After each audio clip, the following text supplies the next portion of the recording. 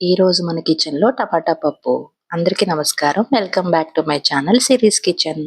పప్పు అంటే ఎవరికిష్టం ఉండదు చెప్పండి. వారంలో ఒక్కసారి ఖచ్చితంగా ఎవరైనా పప్పు చేసుకుంటారు. నేను చేసిన టమాటా పప్పు అయితే ఒక స్పెషల్ ఉందండి. స్కిప్ చేయకుండా చూడండి. ముందుగా కందిపప్పుని శుభ్రంగా కడిగి ఒక హాఫ్ అన్ అవర్ నానబెట్టి ఉంచానండి. తర్వాత ఒక గ్లాస్ పప్పుకి 2 గ్లాస్ వాటర్ వేసి కొంచెం ఆయిల్ వేసి 3 విజిల్స్ వచ్చే వరకు ఉడకపెట్టుకోవాలి. ఈలోపు 3 టమాటాలు, 1 ఉల్లిపాయ, 4 పచ్చిమిరపకాయలు తీసుకుని ముక్కలుగా కట్ చేసుకోవాలి. తర్వాత ఒక గిన్నెలో 2 టేబుల్ స్పూన్స్ ఆయిల్ వేసుకుని ఆయిల్ వేడైన తర్వాత కొంచెం చితక్కొట్టుకున్న వెల్లుల్లిపాయలు వేసుకోవాలి. వెల్లుల్లిపాయలు కొంచెం బాగా వేగిన తర్వాత ముందుగా మనం కట్ చేసుకున్న ఉల్లిపాయ ముక్కలు అలాగే పచ్చిమిరపకాయలు వేసి బాగా వేగనివ్వాలి. ఉల్లిపాయలు వేగిన తర్వాత ముందుగా మనం కట్ చేసుకున్న టమాటా ముక్కలను కూడా యాడ్ చేసుకోవాలి. టమాటా ముక్కలతో పాటు కొంచెం పసుపు అలాగే రుచికి సరిపడా ఉప్పు కూడా వేసుకుని మూత పెట్టి టమాటాలు మెత్తగా అయ్యే వరకు ఉంచుకోవాలి.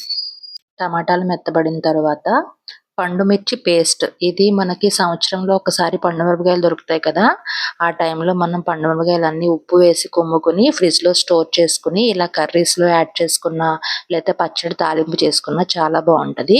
ఈ టమాటా పప్పుకి మెయిన్గా ఇదైతే చాలా టేస్ట్ ఇస్తుందండి. ఇది వేసిన తర్వాత మనం సెపరేట్గా ఆవకాయ వేసుకోవాలి అని ఏమి ఉండదు. దీంతో దాంతో తిన్నా చాలా బాగుంటుంది. ఒకవేళ మీ దగ్గర ఉంటే కనుక ఖచ్చితంగా వేసుకోండి. తర్వాత ఉడికించిన పప్పును కూడా యాడ్ చేసుకుని మీకు కొంచెం పలుచగా కావాలంటే వాటర్ యాడ్ చేసుకోండి, లేదంటే అలా కూడా ఉంచుకోవచ్చు. ఇలా వేసిన దాన్ని బాగా కలిపి ఒక 2 మినిట్స్ మూత పెట్టుకుని ఉంచుకోవాలి. దీనికి ఇంకా టేస్ట్ పెంచడానికి నేను మరొకసారి తాలింపు చేస్తున్నానండి. కొంచెం ఆయిల్లో ఆవాలు, జీలకర్ర అలాగే ఎండుమిర్చి, మెయిన్గా ఇంగువ కూడా వేసుకోండి. ఇంగువ టేస్ట్ అనేది పప్పుకి చాలా బాగుంటుంది.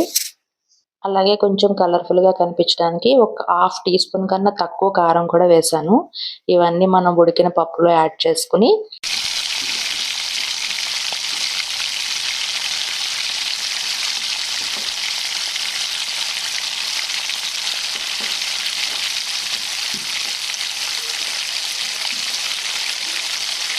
ఇది అండి ఈరోజు నా స్టైల్ పప్పు టమాటా. మీకు నచ్చిందా? నచ్చితే please like, share and subscribe. Thank you. Bye bye.